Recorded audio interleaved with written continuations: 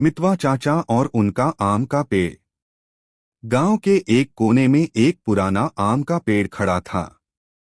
उसकी शाखाएं आकाश की ओर फैली थीं, मानो किसी खोए हुए दोस्त को पुकार रही हों।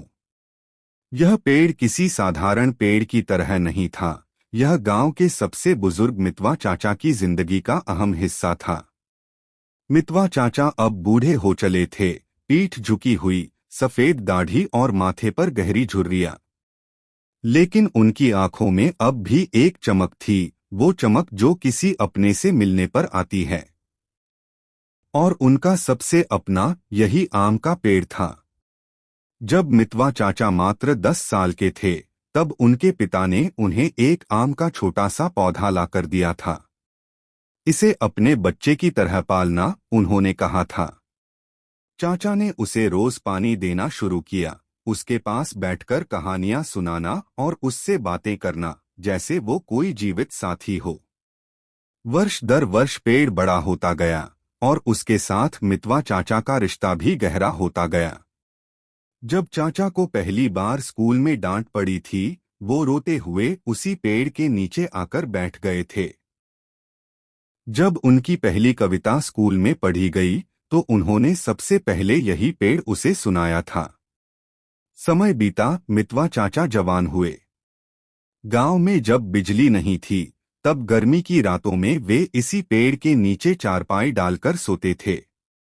पेड़ की घनी छांव और उसकी हल्की सरसराती पत्तियां एक प्राकृतिक लोरी की तरह थीं।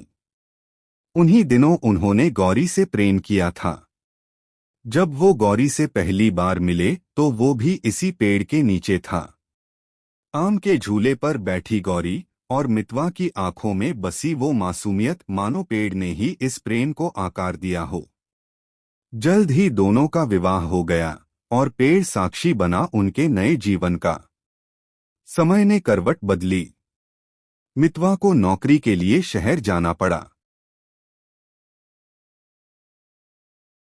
उन्होंने गांव छोड़ा, लेकिन पेड़ को नहीं भुला सके।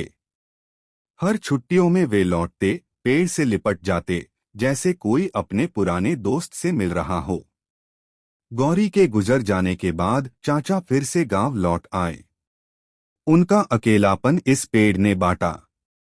वे घंटों उसकी छांव में बैठे रहते, बातें करते, पुराने गीत गुनगुनाते। गांव वाले कभी कभी उन्हें चुपचाप पेड़ से बात करते देखते तो मुस्कुराकर रह जाते। अब गांव में बच्चों की नई पीढ़ी थी, जो मोबाइल में उलझी रहती थी।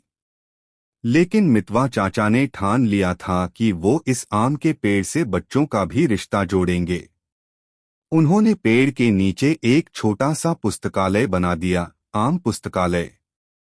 बच्चे पहले हिचकिचाए, फिर उन्हें मितवा चाचा की कहानियां भाने लगीं।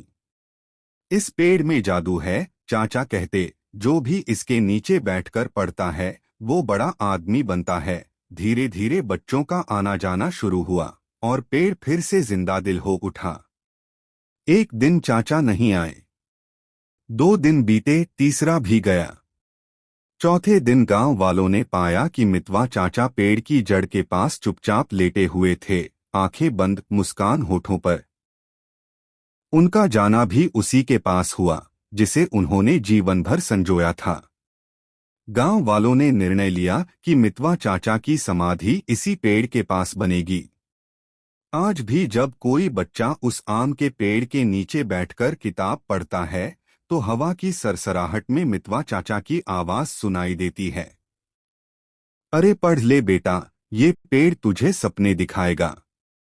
यह कोई साधारण रिश्ता नहीं था, यह एक आत्मा का जुड़ाव था प्रकृति से।